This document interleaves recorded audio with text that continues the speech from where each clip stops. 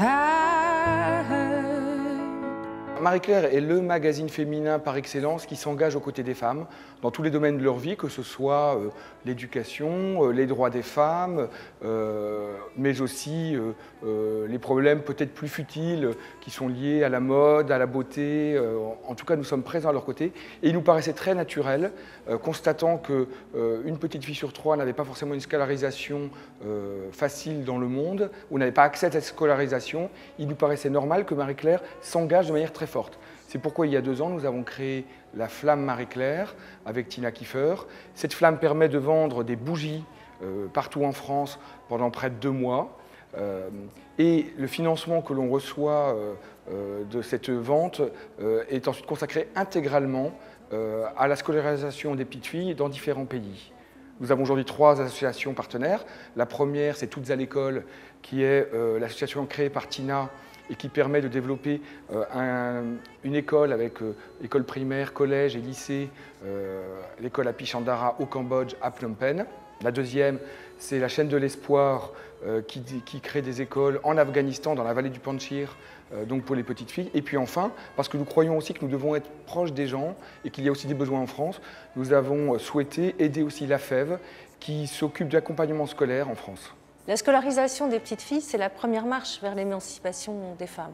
Or, on sait, d'après les derniers chiffres de l'UNESCO, que quasiment une personne sur 2 non scolarisée, un enfant sur 2 non scolarisé dans le monde est une petite fille. On sait également que près des 2 tiers des adultes analphabètes sont des femmes.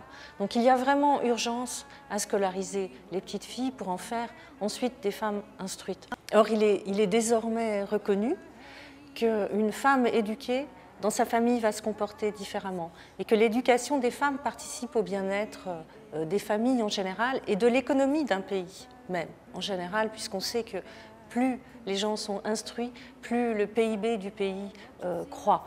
Donc il est vraiment important d'éduquer les femmes, parce qu'en éduquant les femmes, on éduque aussi leurs petites filles, leurs petits garçons. Parce qu'une fois que ces femmes sont instruites, bien évidemment, elles ont tendance, elles aussi, à vouloir mettre leurs filles et leurs garçons à l'école. Donc, en fait, œuvrer pour l'émancipation des femmes, c'est œuvrer pour l'émancipation de tous. La Flamme Marie-Claire va très bien. Je suis très heureuse parce que quand on a changé, qu'on est passé de la rose à la flamme, il y avait toujours une inquiétude, évidemment. Et puis finalement, ça a aussi bien marché.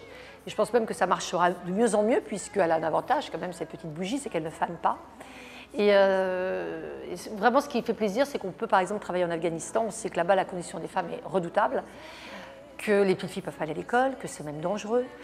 Sauf qu'en Afghanistan, il y a une vallée qui s'appelle la vallée du Panjshir, où ne vont pas les talibans. Et grâce à la Flamme Marie-Claire, on a pu faire des rénovations d'écoles pour petites filles, et on scolarise des petites filles dans cette vallée. Et ça, c'est vraiment très important, parce que s'il n'y a pas d'action de ce type menée en Afghanistan, on va se retrouver bientôt avec un pays qui n'aura plus du tout de femmes instruites, puisqu'il n'y a plus d'école.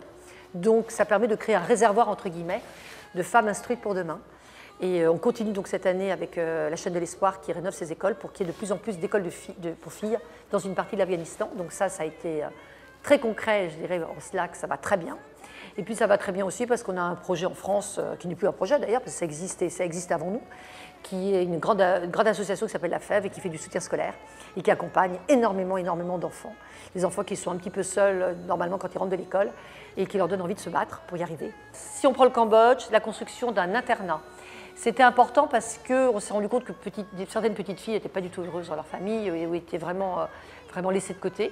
Donc on a construit une sorte, j'appelle la maison de boucle d'or, parce que voilà, elles sont heureuses, les murs sont couleur abricot, les portes sont fuchsia, ça ne coûte pas plus cher, mais je voulais des couleurs gaies comme ça, et les petites filles sont très heureuses et elles ont découvert les crêpes. Elles aiment beaucoup les crêpes, elles sont très heureuses, voilà. Donc il y a un très bel internat.